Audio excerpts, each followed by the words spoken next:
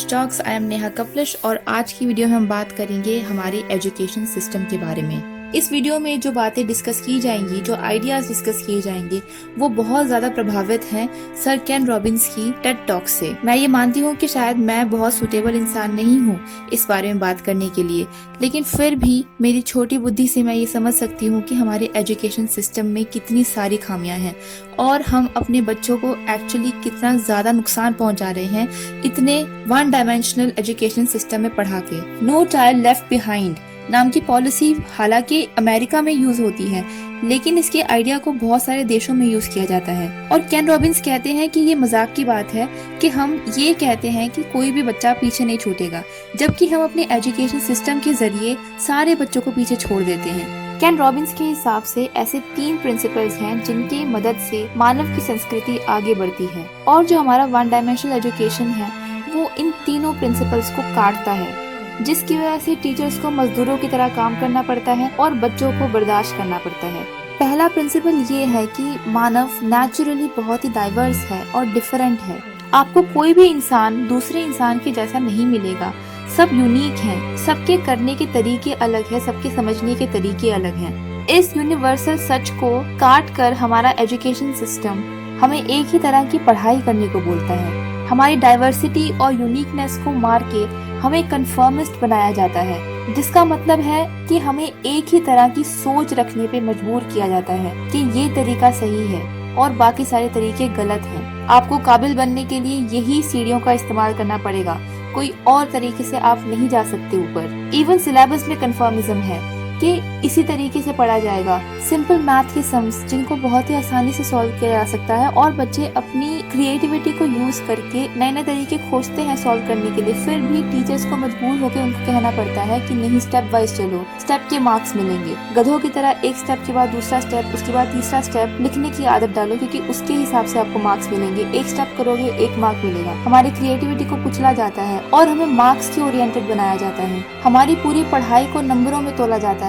पढ़ने का कोई भी तरीका इस मापदंड पे तोला जाता है कि उसके कितने नंबर मिलेंगे, ना कि इसके कि उससे बच्चों को कितना फायदा होगा और बच्चों को वो कितना समझ आ रहा है और वो कितना उसमें मजा ले रहे हैं। ये सब बातों को टोटली इग्नोर किया जाता है। सिर्फ देखा जाता है कि कितने नंबर मिलेंगे, और बच्चों की मेंटालिटी को भी इसी तरह मोल्ड किया जाता है। नंबरों को देखो, मार्क्स को देखो, ये मत देखो कि तुम्हें क्या समझ आ रहा है क्या नहीं समझ आ रहा है। जैसे स्टेप्स बोले हैं वैसे लिखो, मजदूरी करो, क्रिएटिविटी को यूज मत करो, अलग तरीके की सोच को दबा दो। ये तो सिर्फ हो गए हमारे नंबरों के प्रति लालच की बात। एजुकेशन सिस्टम सिर्फ यही खराब नहीं है, हमें फोर्स किया जाता है कि हम वही सब सब्जेक्ट पढ़ें जो हमें सो कॉल्ड सक्सेस की तरफ लेके जाएंगे। हमारी जो नेचुरल इंक्लिनेशंस है, यानी कि जो हमारे नेचुरल टैलेंट्स है, उनको दबाया जाता है और हमें कहा जाता है कि इस सब्जेक्ट को लोगे तो आगे आपको कोई जॉब एवेन्यूज नहीं मिलेंगे, आप अपना पेट नहीं पाल पाओगे, आप ज्यादा अच्छी सैलरी नहीं ले पाओगे।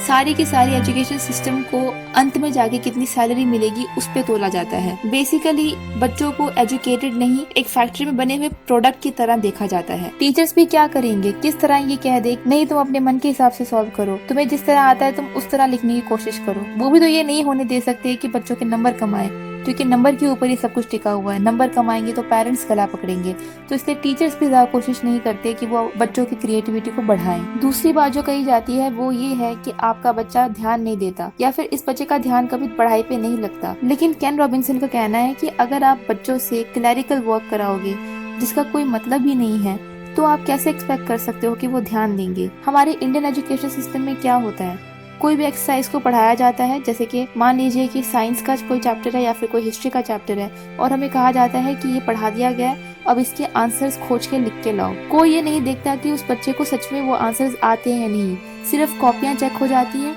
और अंत में दिखा दी जाती हैं और उसके ऊपर नंबर मिल जाते हैं। कोई ये नहीं देखता कि क्या उसने जो लिखा उसको कुछ फायदा भी हुआ या नहीं।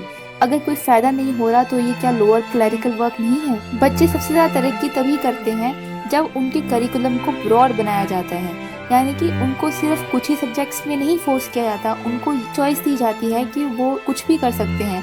या तो वो फिजिकल एजुकेशन में जा सकते हैं, या तो वो आर्ट्स में जा सकते हैं, ह्यूमैनिटीज में जा सकते हैं, साइंस में जाना है तो साइंस में जा सकते हैं, मैथ्स में जा सकते हैं, कॉमर्स में जा सकते हैं। लेकिन अगर हम उनको सिर्फ साइंस या कॉमर्स या सिर्फ मैथ्स में ही फोर्स करते रहेंगे तो उनका जो नेचुरल टैलेंट है वो कैसे सामने आएगा। और दूसरी ये बात है कि जब बच्चे छोटे होते हैं, छोटी क्लासेस में होते हैं, तो क्यों नहीं हम उनके करिकुलम को बढ़ाते, उनको ब्रॉड करते। फिजिकल एजुकेशन को ज्यादा महत्व क्यों नहीं दिया जाता। जब हम छोटे थे तो किसी भी स्कूल में सिर्फ एक डिवीजन होती थी हर क्लास की जो स्पोर्ट्स वाली होती थी, बाकी सारी जो डिविजन्स होती थी उसमें स्पोर्ट्स नहीं खेलते थे बच्चे। ऐसा क्यों? फिजिकल एजुकेशन उतनी ही जरूरी है जितनी नॉर्मल एजुकेशन। उसके साथ साथ स्कूल में ही क्यों नहीं थिएटर की पढ़ाई होती, या फिर पेंटिंग या फिर म्यूजिक, उन सब की पढ़ाई स्कूल में ही क्यों नहीं होती। आर्ट्स को और ह्यूमैनिटीज को इतना नीचे क्यों देखा जाता है। ह्यूमैनिटीज को फिर भी थोड़ी इज्जत मिल जाती है, लेकिन आर्ट्स में सिंगिंग के बाद डांसिंग एंड थिएटर को बहुत ही नीचे नजर से देखा जाता है। आजकल डांसिंग शोज आने की वजह से डांस को फिर भी थोड़ा सा रिस्पेक्ट मिलने लग गया है, लेकिन एक्टिंग को आज भी बुरा समझा जाता है। ऐसा क्यों है?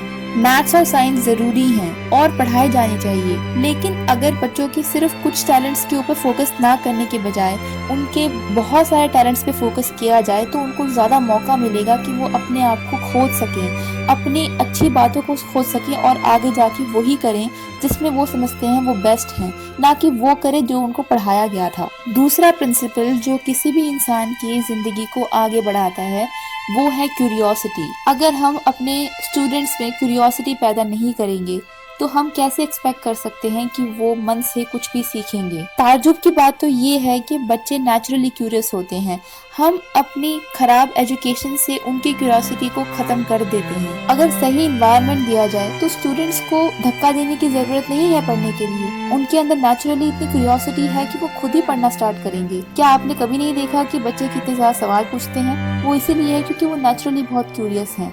अगर उन्हें सही एनवायरनमेंट मिलेगा तो वो स्कूल में उतना ही बढ़ चढ़ के भाग लेंगे जितना वो घर पे लेते हैं। क्यूरियोसिटी जगा कौन सकता है? टीचर्स। कोई भी स्कूल टीचर से ज्यादा अच्छा नहीं होता। जितने अच्छे टीचर्स होते हैं उतना ही अच्छा वो स्कूल होता है। और जिस कदर आज की प्राइवेट इंस्टीट्यूशंस टीचर्स के ऊपर दबाव डालती है और काम का स्ट्रेस डालती है, उसके बाद एक टीचर के अंदर इतनी एनर्जी नहीं बचती कि वो ये भी देख सके कि हर कोई बच्चा क्यूरियस हो सके। टीचर्स को इतने ज्यादा इंसेंटिव नहीं मिलते कि वो कोशिश करें। प्राइवेट इंस्टीट्यूशंस में बहुत कम तनख्वाह होती है टीचर्स की। अच्छे स्कूलों में भी बहुत अच्छी होती होगी, लेकिन जो नॉर्मल सबर्बन स्कूल है वहाँ पे सैलरी इतनी ज्यादा नहीं है टीचर्स की कि वो उतनी मेहनत कर पाए जितना उन्हें बोला जाता है या फिर उनसे एक्सपेक्ट किया जाता है। क्लरिकल वर्क सिर्फ बच्चों को ही नहीं, टीचर्स को भी करने पे मजबूर किया जाता है। टीचिंग प्रोफेशन दरअसल एक क्रिएटिव प्रोफेशन था, जहाँ पे टीचर का सबसे बड़ा कर्तव्य यही था कि एक बच्चे को सबसे अच्छी तरीके से कैसे पढ़ाया जाए, ना कि ये कि कितनी जल्दी सिलेबस पूरा किया जाए। जिस कदर एक टीचर के ऊपर प्रेशर डाला जाता है कि आपको इतने टाइम में ये सिलेबस खत्म करना है, उसमें आप कैसे एक्सपेक्ट कर सकते हैं कि वो आपको अच्छे तरीके से पढ़ाएगा या पढ़ाएगी।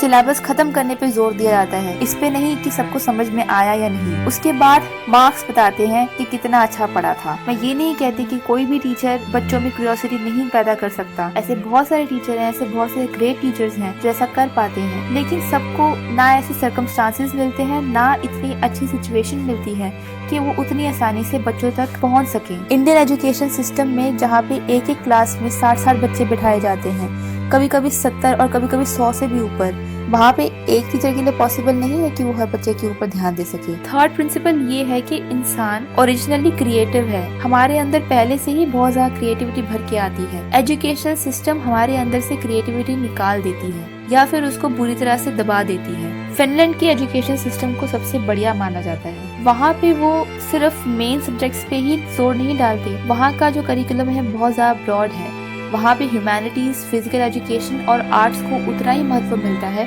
जितना साइंस और मैथ को। फिनलैंड में एक बच्चा 7 साल की उम्र में स्कूल शुरू करता है, जबकि हमारे यहाँ पे 4 साल की उम्र में करता है। पहले साल के बाद 9 साल की पढ़ाई कंपलसरी है, लेकिन उस 9th ग्रेड के बाद जब बच्चा 16 साल का हो जाता है तो उसके पास 3 ऑप्शंस होती हैं कि या तो वो अपर सेकेंडरी स्कूल में जाए या तो वो वोकेशनल एजुकेशन ले ले। अपर सेकेंडरी स्कूल एक नॉर्मल 11-12 की तरह होता है, लेकिन वो 3 साल का होता है, जो बच्चों को उनके मैट्रिकुलेशन टेस्ट के लिए तैयार करता है, जिसके बाद उनको यूनिवर्सिटी में एक्सेप्टेंस मिलता है। वहाँ पे बच्चे डिसाइड करते हैं उनको कौन से स्कूल में जाना है बेस्ड ऑन वहाँ पे क्या क्या पढ़ाया जाता है। इस तरह नहीं कि आपके कितने नंबर आए हैं उसके हिसाब से आपकी एंट्री होगी किसी स्कूल में, और नंबरों के हिसाब से डिसाइड होगा कि आप क्या पढ़ सकते हैं और क्या नहीं। आपके पास ये भी ऑप्शन है कि आप वोकेशनल एजुकेशन ले लें, यानी कि 3 साल के अपर सेकेंडरी स्कूल के बजाय एक 3 साल का ऐसा प्रोग्राम लें जिसमें आपको आगे यूनिवर्सिटी जाने की जरूरत नहीं हो, जिसमें आप कोई ऐसा सब्जेक्ट चुन लें जिससे आप डायरेक्टली काम करना शुरू कर देंगे 3 साल के बाद। वहाँ पे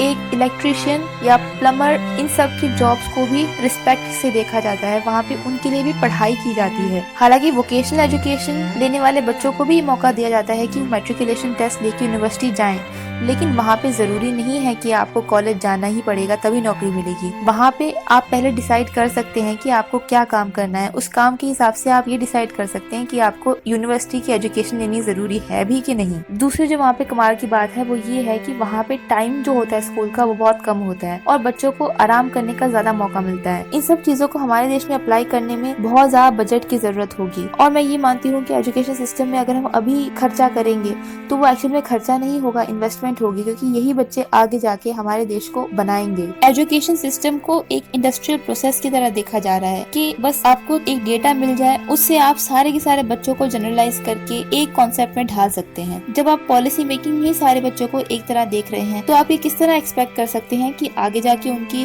पर्सनैलिटी डेवलप होगी। कैन रॉबिन्सन ने ये बहुत अच्छी तरह कहा कि अगर हम अपने एजुकेशन सिस्टम को किसी मैकेनिकल सिस्टम की बजाय एक इंसानी सिस्टम की तरह देखें, अगर हम इंसान को समझ के अपने एजुकेशन सिस्टम को बनाएं तो ज्यादा फायदा होगा। एजुकेशन सिस्टम लोगों के बारे में है, लोगों को देखकर, समझकर, उनके हिसाब से उनकी पढ़ाई को जारी रखना एजुकेशन सिस्टम है, ना कि ये कि एक सिलेबस तैयार कर दो और उसके हिसाब से सारे बच्चों को जबरदस्ती वही पढ़ाओ। दुनिया भर में एजुकेशन सिस्टम को बदलने की बहुत ज्यादा जरूरत है और जब तक एजुकेशन सिस्टम नहीं बदलेगा तब तक शायद हम अपने पूरे पोटेंशियल को रीच नहीं कर पाएंगे। लेट्स होप कि आने वाले सालों में एजुकेशन सिस्टम में कुछ ना कुछ सुधार जरूर आएगा। इसी सोच के साथ ये वीडियो यहाँ पे खत्म करते हैं। Thank you. इस चैनल की किसी भी वीडियो को मिस ना करने के लिए सब्सक्राइब करें और बेल आइकन पे हिट करें ताकि आपको सारी नोटिफिकेशंस मिल सकें।